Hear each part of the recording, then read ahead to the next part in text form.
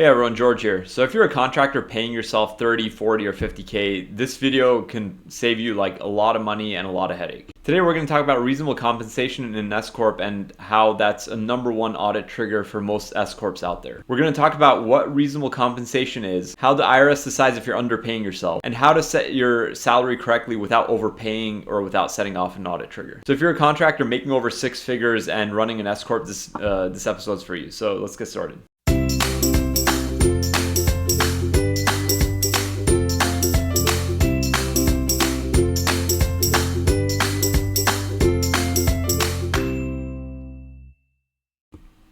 So probably the biggest single mistake that a lot of contractors make in an S-Corp is paying themselves too little. And why this is a mistake is because it can actually become the #1 entry point to an audit for an S-Corp. So the IRS definition is actually very simple. It's what you would have to pay someone else to do your job. That's really it. So if you run the company, manage projects, bid jobs, handle clients, and supervise crews, you would need to pay yourself accordingly. So obviously the inconvenience with the reasonable comp, paying yourself, is that you have to pay payroll tax on your salary amount versus whatever you take as a distribution or an owner's draw.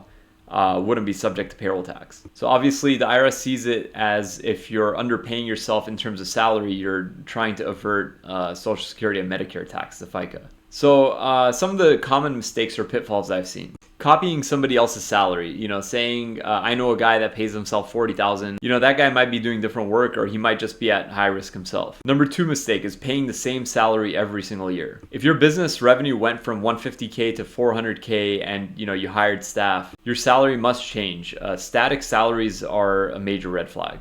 Mistake #3 is letting the payroll software decide. So, Gusto, ADP, Paycom, they just run the payroll for you, remit the taxes, all that. They don't actually provide you protection in the event of an audit. So how does the IRS actually evaluate reasonable comp? The IRS looks at facts and circumstances, including your role in the company. So you want to ask yourself, are you on site daily? Are you managing crews? Are you selling jobs? Are you running operations? More responsibility would equate to a higher expected salary. #2, your industry and location. So a general contractor in California, Florida, Texas, they would all make different salaries. So the IRS uses labor statistics, job postings, and industry data to know what your local market geography rate is for that job. #3 criteria are company profits. So if your company profits only say $80,000, you may pass with a low salary. If your business profits, net income bottom line $300,000, a $40,000 salary is not going to pass. And if your business nets $600,000 and you're paying yourself a very low salary, then that's a giant red flag. #4 is time worked. A part-time owner or a full-time operator can make a huge difference. So you can't be working 50 hours a week and pay yourself like a weekend employee. So if, for example, your business nets $250,000 and you're the owner running day-to-day operations and you bid jobs, manage crews, and oversee operations, a reasonable salary might be $90,000 to $120,000 depending on the market.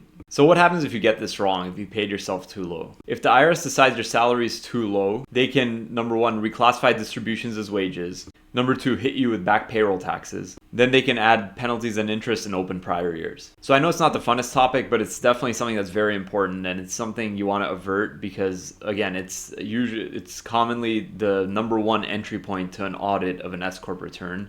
Especially smaller S-Corps. So if you're an S-Corp, you're in the corporation bucket. So obviously there's a lot of corporations that are in the 7, 8, 9-figure range who take priority in terms of getting audited over a lot of, say, even 7-figure businesses. But again, if you don't, even if you're a small S-Corp and you're not paying yourself a reasonable comp, it's like you're kind of rising more to the top of the bucket. So you definitely want to pay yourself a reasonable comp. It is very important. If you want an assessment on whether your comp is reasonable or not, book a time. I have our link down below. And I hope you found this helpful. Click like, subscribe, turn on notifications for any updates, and hope to see you in the next one.